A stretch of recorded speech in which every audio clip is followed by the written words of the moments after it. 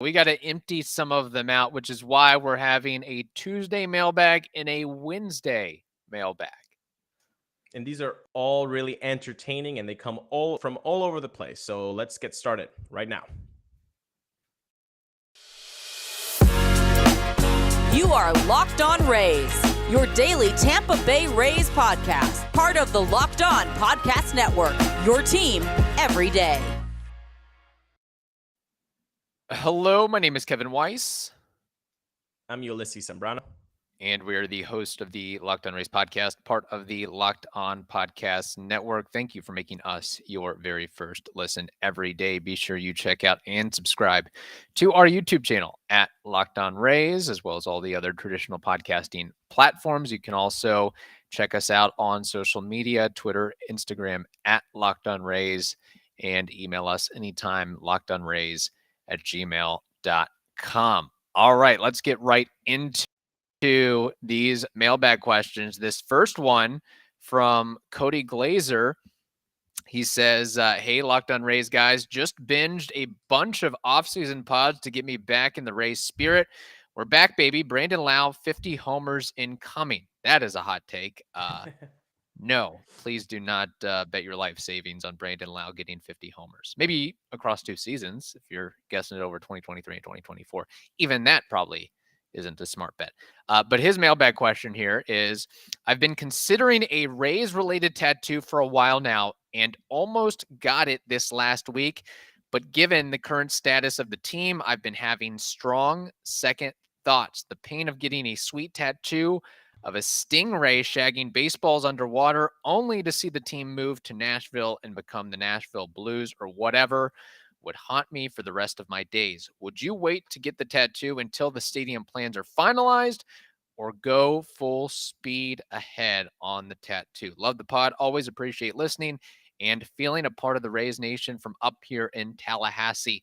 We do love that when you mention and you reach out to us and tell you where you're from or where you're living. That adds a little color to your email or comment. So Cody, thank you. And Ulises, I don't think I'm speaking out of turn. You do have a couple tattoos. So what's your advice to Cody here? Well, Cody, thank you for writing to us. Always good to hear from you. And about the tattoo, I don't think there has been this much confidence, however you want to quantify the confidence level right now of the Rays staying. I don't think there's ever been this much positivity around it as there is right now. Like right now, we have never been this positive about the stadium saga in a long, long time. There's a lot of positivity. It seems like St. Pete is going to take it, which again, big picture, it's fine. It's not going to solve the problems. A fancy little battery thing is going to be cool, but it's not going to solve the problems. But baseball remains in the TBA area, which is great. However, being the person that I am, I'm very cautious, especially when you're putting ink to permanent ink to your body. You got to think about it. You got to design it. You got to want it. Where do you want to have it? If it were me, just because of the type of person that I am, I would hold on until I see shovels hit the ground. And then I'm like, okay, time to get it.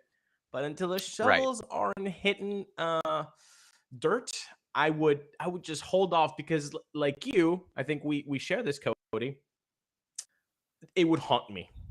It would also haunt me just to have something that I'm like, ugh, what could have been? Why did I do? It would really suck. So I would just hold on until you see those shovels hitting dirt, man.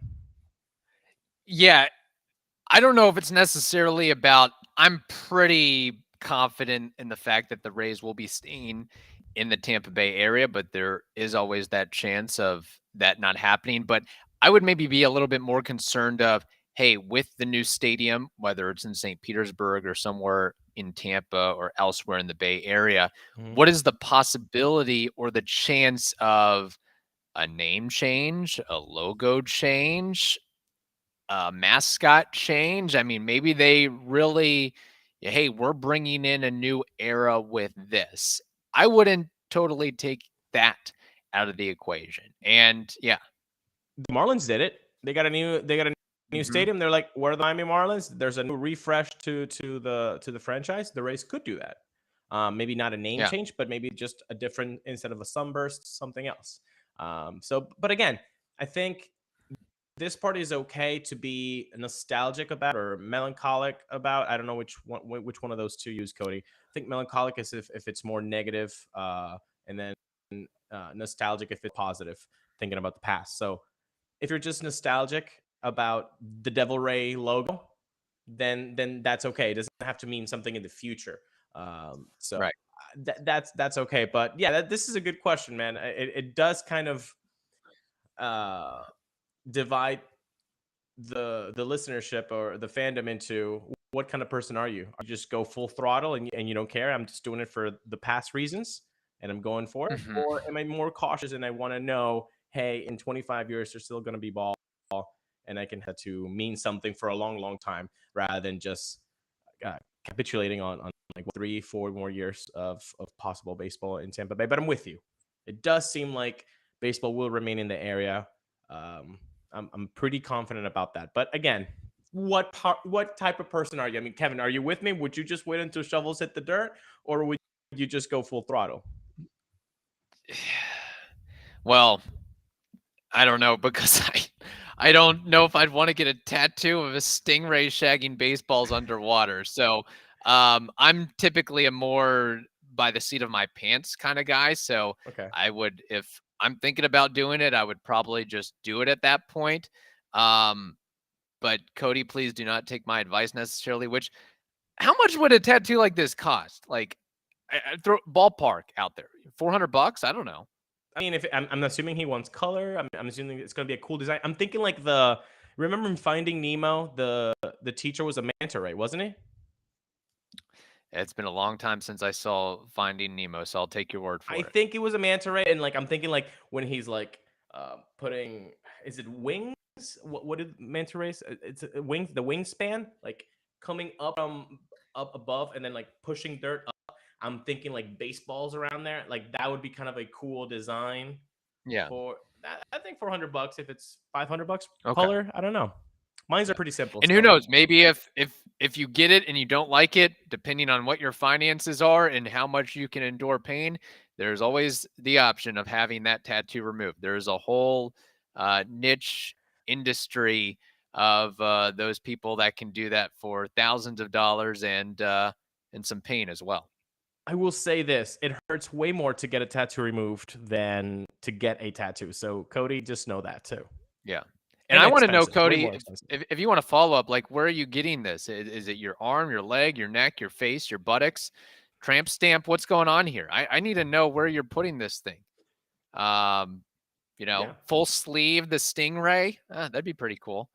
It'd be a that would be nice cool. conversation starter for sure. But Cody seems like a cool guy. So we appreciate him reaching out to us and that email. Those are the types of quirky conversations that we like to have. It doesn't just have to be like, will the Rays offense be better this year? No. Well, let's talk about Rays baseball tattoos. We'll take it. Yeah. All right. We've got more mailbag questions to get to. But first, we have to tell you about LinkedIn Jobs.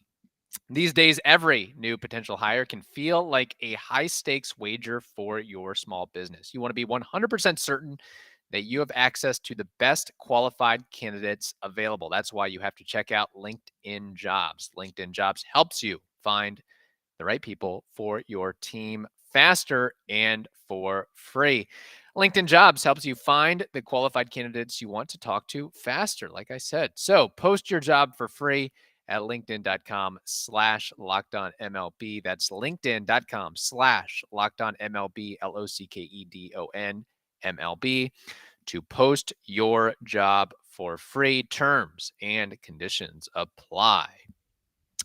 Okay, this next question from Caden Jacob. He says, could you guys talk about Ryan Thompson and Colin Poche's comments about their arbitration cases? Well, first of all, if you haven't checked out that thread, it is very thorough by Ryan Thompson. It's I like the age that we live in right now, where you get more peeks behind the curtain. Yes. You kind of get to know how the sauce is made a little bit more. with guys having their platforms on social media, being on podcasts, being interviewed in an informal setting. Like it's really cool. I did want to quote him on a couple of tweets. He said, "It is extremely disconcerting that the arbitrators are socializing, drinking, and using their devices prior to making a decision, not at all assuming foul play. Just an obvious flaw I witnessed. The biggest issue with this process to me is that arbitrators get to make whatever decision they come to, but with no explanation or defense of the decision. In any other legal case, the decision is public. This, for some reason, is very hidden and secretive." I have a problem with that. You should be able to back up why you chose one side or the other. I think the loser, quote unquote, of the case at least deserves that. Why they lost the case, because it's just drowned in a possibility of foul play if you're not really telling them why. The whole socializing and drinking, like when they were told that that wouldn't happen, and using their phones when they said that that wouldn't happen to look up stuff, that's also a little bit concerning, because you don't know what they're doing. And one more thing, if everybody has played trivia at a bar, right, they tell you not to use your phones, and people usually adjust to that rule, like, hey, we're not going to use our phones during the questions. If people take that seriously during trivia at a bar, how are these arbitrators that are choosing between hundreds of thousands of dollars of difference not paying attention to the rule? Like that doesn't make sense to me. Yeah, it's also got to be very unfortunate for that player, or really the losing side of the arbitration hearing. It's like, I guess if you're up on trial and you see the jurors come in laughing and gallivanting, and it's like, oh man, I don't know. This probably isn't a good sign for me going here. But and just a little background, of course, Colin Poche and Ryan Thompson, they both lost their arbitration cases, minuscule amounts of money in pro baseball, by pro baseball fashion. Poche had asked for $1.3 million. And the Rays offered $1.175 million. And that was actually the smallest of the 33 players who were scheduled for hearings across baseball. Thompson was very disappointed, of course, to lose his hearing. He gets $1 million versus the ask that his team had of $1.2 million. So with all this, my take is, the privacy and the secrecy of this. I have a marketing idea for the Rays. Broadcast these arbitration hearings. Slap them on MLB Network. Set up cameras. Hear from both sides. Explain, detail the process and who the arbitrators are. Embedded sports television. Embedded sports television and documentaries. That is the next wave. You have Hard Knocks. I mean, the NFL has done this to a T with Hard Knocks, All or Nothing, broadcasting combines. We have Court TV. We have The Last Dance. We have drafts. We broadcast all that. Why not broadcast this to its fullest? I think this would be absolutely fantastic, enthralling television for any baseball fan, and probably even non-baseball fans that are interested in rulings and legal processes and whatnot. This would be a home run, Kevin. I dig that idea. I know some people are like, no, that's private stuff and all that. Like, look, sports are the most. Okay, so guys getting measured and tapered in their underwear isn't private. Yeah. We all want to see the behind the scenes stuff. Yeah, give us the behind the scenes. No, I think it's a great idea. I do think it's going to be better for clubs if you're like the Rays, where in a certain way, because Thompson, Poche, and I believe somebody else had things to say about the process, maybe Jason Adam, that the Rays did not come at them with personal attacks. They were just very about the numbers. We heard what happened with Corbin Burns and the Milwaukee Brewers, that apparently it got to be a little bit too on the personal side, but that would be great to watch. Are you kidding me? Like, one episode you get the Corbin Burns and like they're really hammering that, like, what, this team is crazy.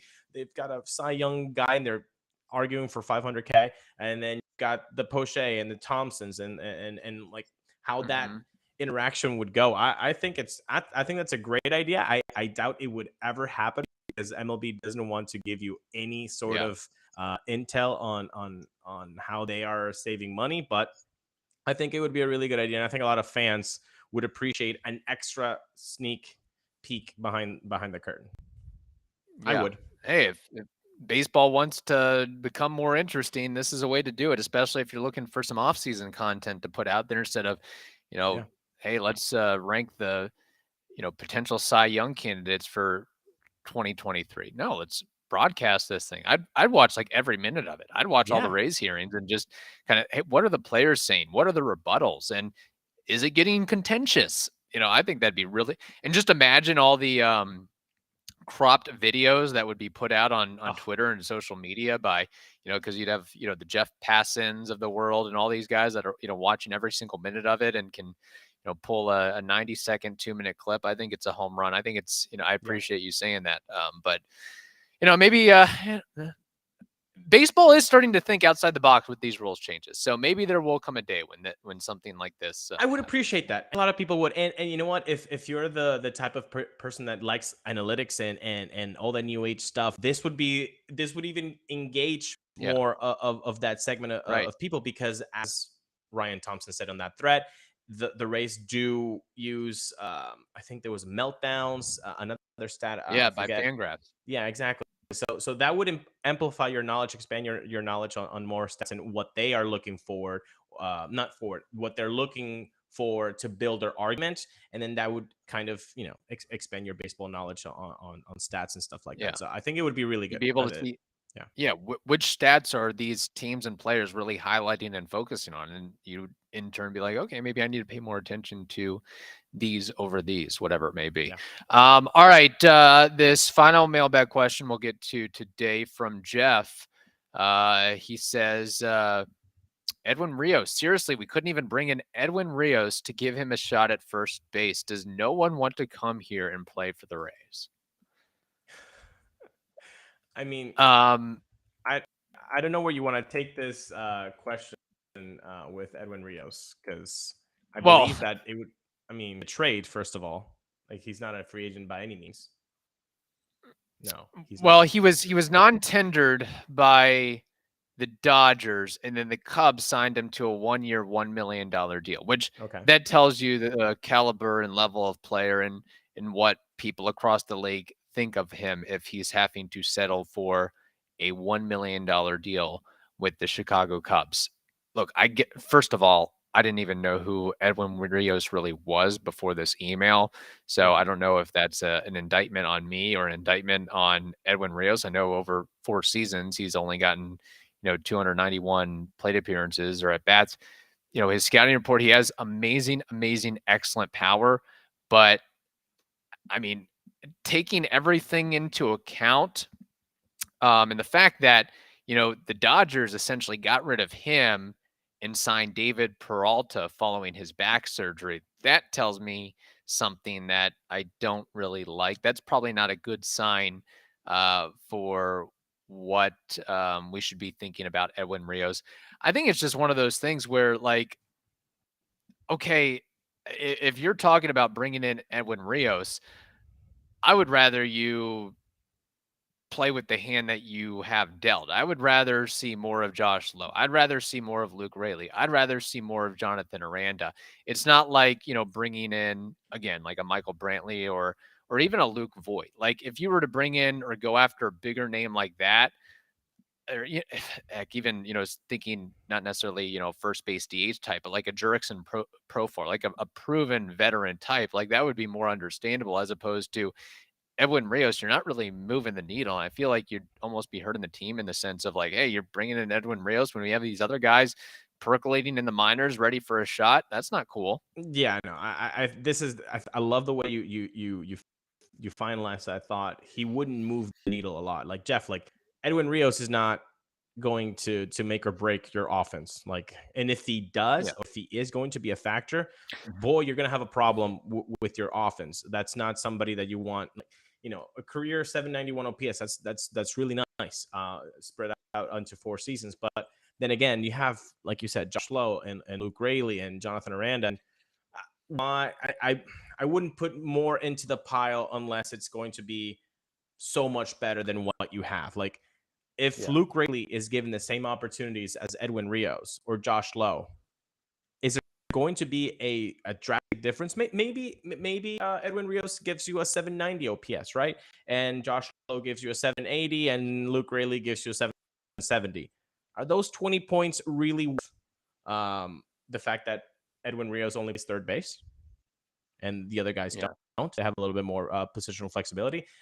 Both Luke Raley and Josh Lowe are in the 90th percentile or more with sprint speed. Edwin Rios is in the 12th percentile. Is that worth it? Like, overall, are you really moving the needle, or like you said, are you hurting the team with this move? I am completely fine in not getting Edwin Rios and getting the guys that are already in-house more playing time. Yeah, again, we're not talking about Michael Brantley here, or Brandon Belt, or somebody of that ilk. And I know that, you know, rumors are out there that the Dodgers were upset or complained about the fact that he didn't develop anything with his skill set beyond just the fact that, hey, I'm a strong guy who has power and get a hit home run every 13 at bats. Well, what are you doing defensively? What are you doing besides just hitting home runs? Is it home run and strikeout? That's it? Because that doesn't really help you. That 32% strikeout rate. Yeah. So he has a 32% strikeout rate in 4 seasons. Like, that's. Do you really want that, Jeff? 32% strikeout rate? Like, no. I get the idea. Like, I'd be okay with, you know, bringing him in on a minor league deal and seeing if he can cut it. But I just don't.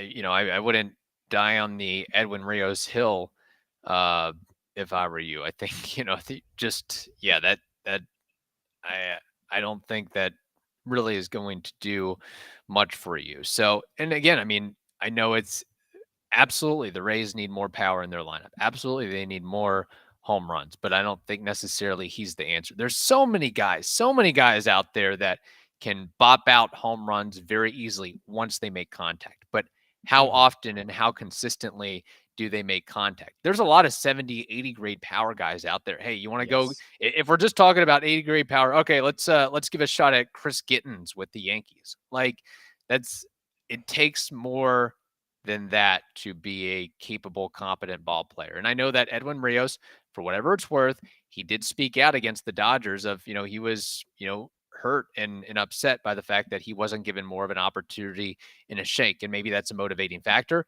or maybe the Rays look at it as, hey, this guy could kind of, you know, upset the clubhouse a little bit of complaining about not enough playing time. Why am I on the bench versus this other guy or these other two guys?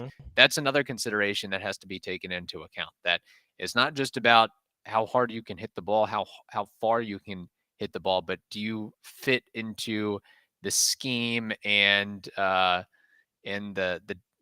outline, the plan of what the ball club has? And we say this all the time.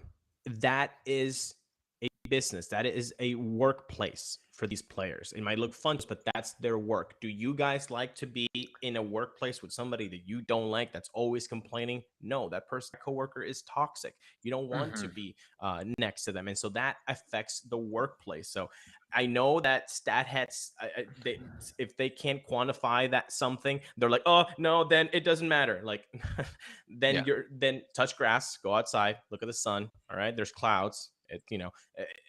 It's the real world.